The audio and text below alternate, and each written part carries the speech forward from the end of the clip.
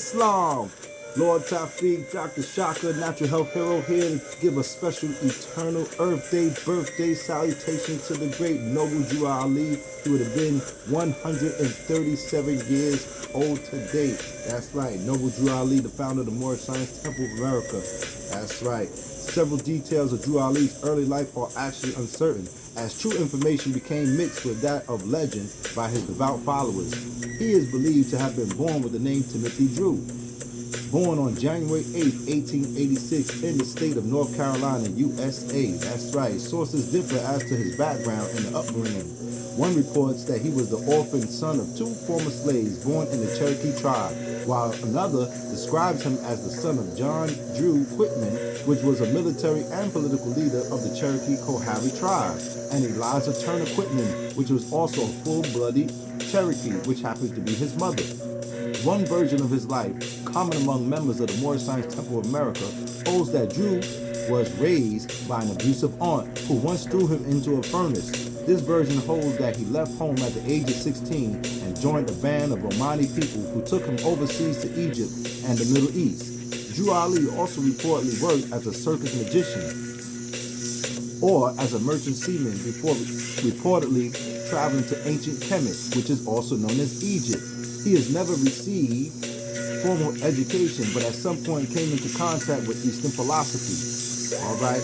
In 2014, however, a completely different understanding of Drew Ali's early life was presented with the publication of an article, which I encourage everybody to check out, an article in the online Journal of Race, Ethnicity, and Religion.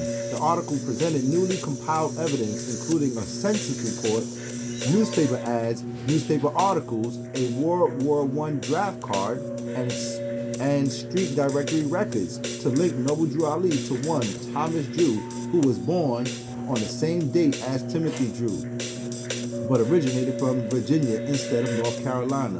Interesting. All right, now let's get on down to the religious formation. Drew Ali reported that during his travels in Kemet, he met a high priest of Egyptian magic. In one version of Drew Ali's biography, the leader saw him as a reincarnation of the founder. In others, he claimed that the priest considered him a reincarnation of Jesus, the Buddha, the Muhammad, and other religious prophets. According to the biography, the high priest trained Ali in what is known as mysticism and gave him a lost section of the Quran. This text came to be known as the Holy Quran of the Moorish Science Temple of America, not to be confused with the Islamic Quran. It is also known as the Circle 7 Quran because of its cover, which features a red 7 surrounded by a blue circle. The first 19 chapters are from the Aquarian Gospel of Jesus the Christ, published in 1908 by an Ohio esoteric preacher by the name of Levi Dowling.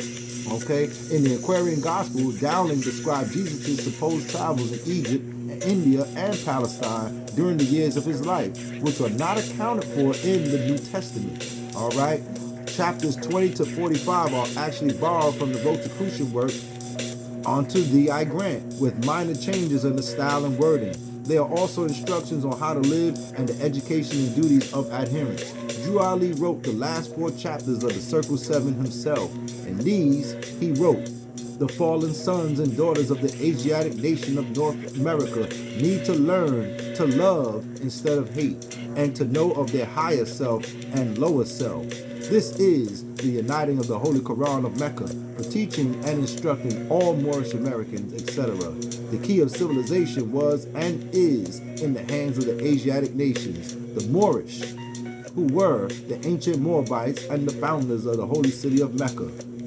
Drew Ali used this material to claim Jesus and his followers that they were Asiatic.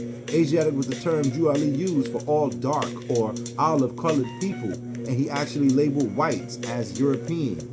Although he labeled whites who became part of the MSTA as Persians or Celts, he suggested that all Asiatics should be allied. Drew Ali believed that African Americans were all Moors, who he claimed were descended from the ancient Moabites, describing them as belonging to the Northwest Africa, as opposed to Moab, as the name suggests. He claimed that Islam and its teachings are more beneficial to their earthly salvation, and their true nature has been withheld from them. Male members of the temple wear fez or turban as head coverings. Women wear turban. Ali began to urging the Moorish Americans to become better citizens, as he made speeches like a divine warning by the prophet for the nation, in which he urged them to reject derogatory labels such as black, colored, and Negro. He urged Americans of all races to reject hate and embrace love. He believed that Chicago would be a second Mecca.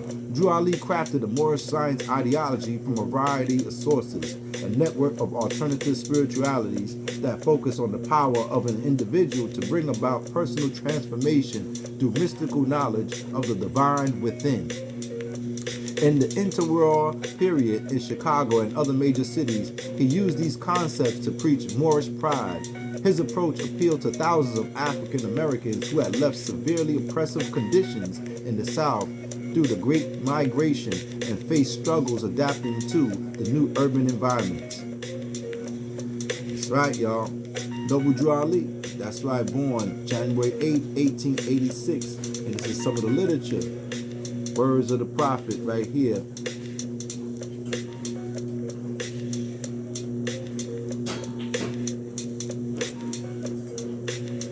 So I'm going to share some of the words of the prophet that we have. This is not words written about Noble Drew Ali. These are words written by Noble Drew Ali. Okay?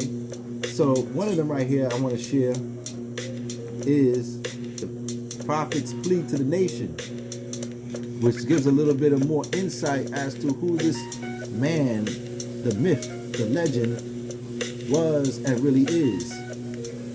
Our divine and national movement stands for the specific grand principles of love, truth, peace, freedom, and justice. And I, the prophet, am applying to all loyal and faithful Moors, members of the American citizens, to help me and my great uplifting acts of uplifting fallen humanity among the Asiatic race and nation.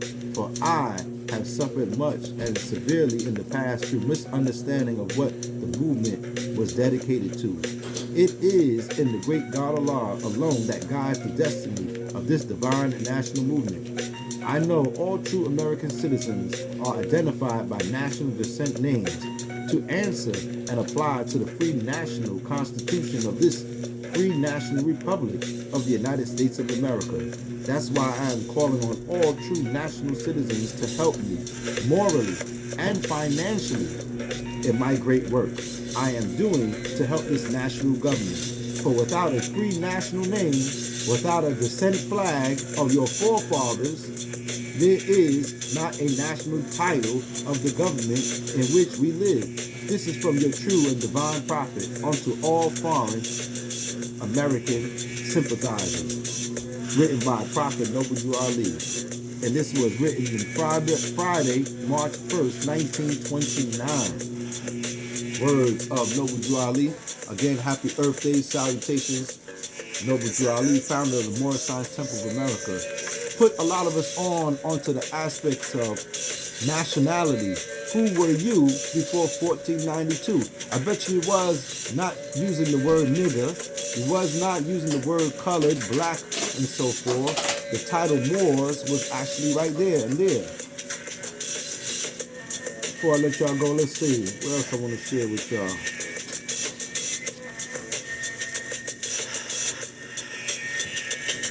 The prophet warns all Muslim governors ordered to read this proclamation at each meeting. Check this out. Interesting.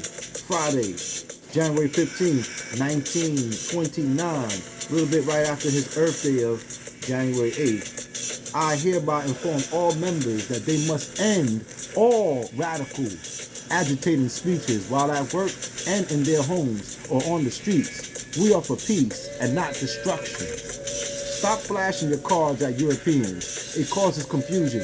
Remember, your card is for your salvation. Failure to obey these orders will be a severe consequence. We are for love, truth, peace, freedom, and justice. And when these principles are violated, justice must then take its course. Any member of the group of members who hold malicious feelings toward the temple or the prophet or violate the divine covenant of the Moorish movement will receive their reward from Allah for their unjust deeds. All true Moors will and must obey the law as laid down to them by their prophet. If they lose confidence in their prophet, they should turn in their card and button, cease wearing their turban and fez, and return to the state where I, the prophet, found you. This is a holy and divine movement founded by the prophet, Noble Drew Ali, and if the prophet is not right, the temple is not right. The prophet therefore is sending out the divine plea to all Moorish Americans that they do their part in protecting their prophet and the temple. This is an everlasting movement founded by the prophet through the will of Allah to redeem his people from their sinful ways. Written by Noble Drew Ali. Islam, Islam, Islam. What is the importance of nationality? You tell me. These are the words that they manifest.